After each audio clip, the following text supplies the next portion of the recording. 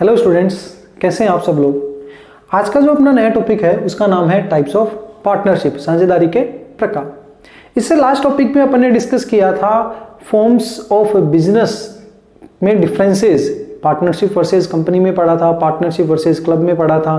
तो आज अपन डिस्कस करेंगे टाइप्स ऑफ पार्टनरशिप में, साझेदारी के प्रकार में। तो ध्यान रखना, पार्टनरशिप दो ही टाइप्स की होती है। आपके मॉड्यूल में कुछ ज्यादा टाइप्स मिलेंगे, लेकिन ध्यान रखना पार्टनरशिप दो टाइप्स की होती है। सबसे पहला पार्टनरशिप एट विल।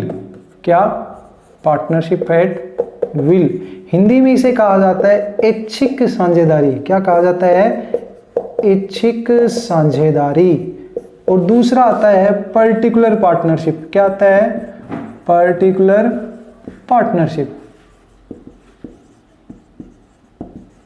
ठीक है, इसके भी मैं दो पार्ट बना सकता हूं, on the basis of time, on the basis of time और on the basis of task.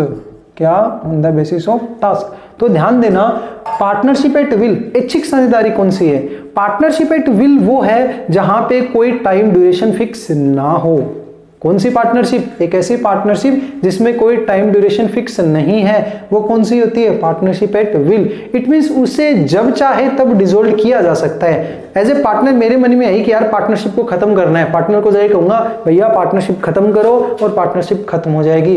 It means जिसमें कोई पर्टिकुलर टाइम डिसाइड ना हो, कुछ भी फिक्स ना हो, उसे हम क्या कहेंगे? Particular partnership. और ध्यान रखना, पर्टिकुलर पार्टनरशिप को कभी भी खत्म किया जा सकता है, सिर्फ क्या देके? नोटिस देके। नेक्स्ट आता है पर्टिकुलर पार्टनरशिप। नाम से पता चल रहा है पर्टिकुलर कि एक ऐसी पार्टनरशिप जो एक पर्टिकुलर चीज के लिए बनी हो, या तो पर्टिकुलर टाइम के लिए, जैसे 2 साल के लिए बनी, 3 साल के लिए बनी, 1 साल के लिए बनी। जैसे ही वो टाइम पीरियड खत्म, पार्टनरशिप खत्म हो जाएगी।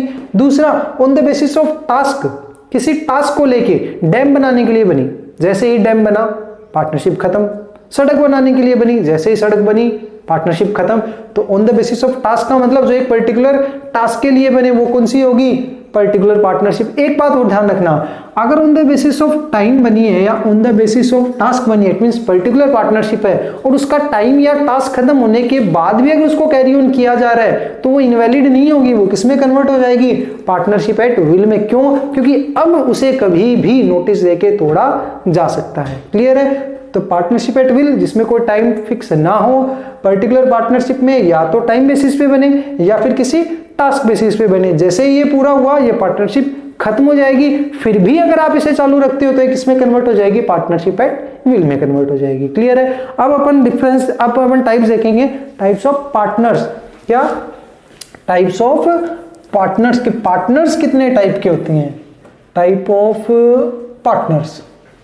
तो पार्टनर्स के टाइप में सबसे पहला जो पार्टनर आएगा वो कौन सा आएगा?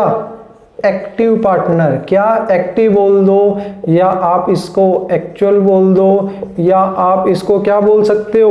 ऑस्टेंसिबल। क्या बोल सकते हो आप इसको? Ostensible partner.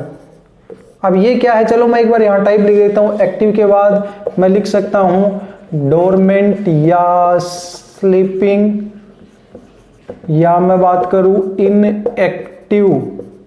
ठीक है, उसके बाद अगर मैं पार्टनर्स की बात करूं तो वो आएगा मेरा नॉमिनल पार्टनर। उसके बाद अगर मैं बात करूं तो वो आएगा सब पार्टनर्स। उसके बाद मैं अगर बात करूं तो पार्टनर फॉर प्रॉफिट्स ओनली। उसके बाद अगर मैं बात करूं तो वो आएगा इनकमिंग पार्टनर।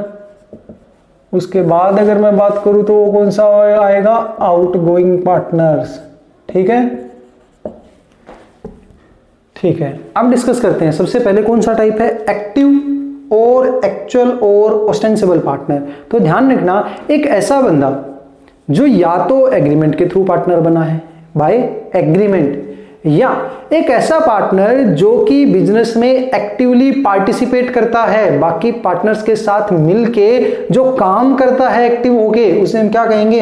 एक्टिव या एक्चुअल पार्टनर। तो सीधी सी बात, जो या तो एग्रीमेंट या फिर क्या रहे? एक्टिव रहे, दूसरे पार्टनर्स के साथ मिलके काम करे, तो उसे मैं क्या कहूंगा?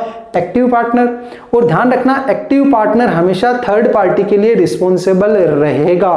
ठीक है। नेक्स्ट आएगा डोरमेंट और स्लीपिंग और इनएक्टिव पार्टनर। तो एक ऐसा पार्टनर जिसने पार्टनरशिप में पैसा भी लगाया है, ठीक है, प्रॉफिट्स में शेयर भी लेता है, लेकिन कोई काम नहीं करता, एक्टिवली पार्टिसिपेट नहीं करता, वो कौन सा होता है, डोरमेंट या स्लीपिंग या इनएक्टिव पार्टनर। जो सब कुछ करता है लेकिन सिर्फ क्या नहीं करता, काम नहीं करता, एक्टिवली पार्टिसिपेट नहीं करता, उसे मैं क्या कहूंगा, डोरमेंट और स्लीपिंग पार्टनर। फिर आता है नॉमिनल, हिंदी में नाम मात्र का।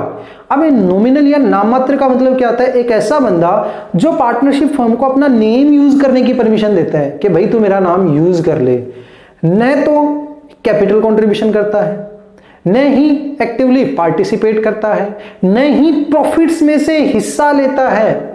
अब आप बोलोगे फिर पार्टनर बना ही क्यों है, तो बात यह आती है क्या उसने नेम यूज करने दिया है तो क्या वो थर्ड पार्टी के लिए रिस्पॉन्सिबल रहेगा।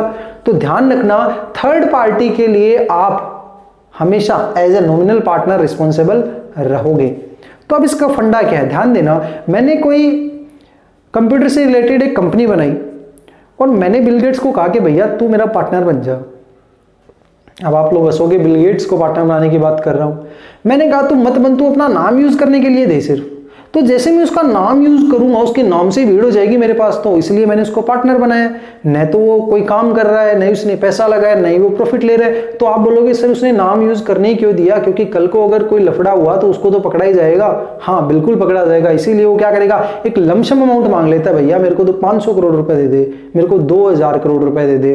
तो नॉमिनल पार्टनर कभी भी प्रॉफिट्स में से शेयर नहीं मांगता, कभी भी बिजनेस में एक्टिवली पार्टिसिपेट नहीं करता, कभी भी कैपिटल कंट्रीब्यूशन नहीं करता, सिर्फ और सिर्फ अपना नाम यूज करने की परमिशन देता है, लेकिन थर्ड पार्टी के लिए तो ये भी रिस्पॉन्सिबल रहेगा। फिर आता है सब पार्टनर।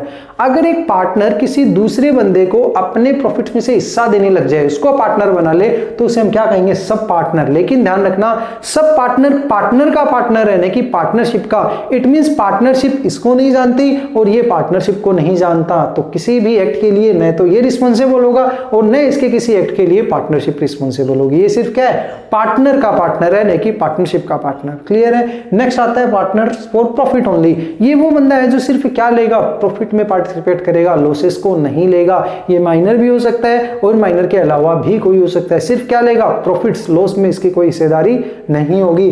फिर आता है इनकमिंग पार्टनर, इनकमिंग आने वाला, एक ऐसा पार्टनर जो एक एग्जिस्टिंग फर्म में जो पहले से चल रही है उसको ज्वाइन करता है, एक और नया पार्टनर आता है, तो मैं उसे क्या कहूंगा, इनकमिंग पार्टनर।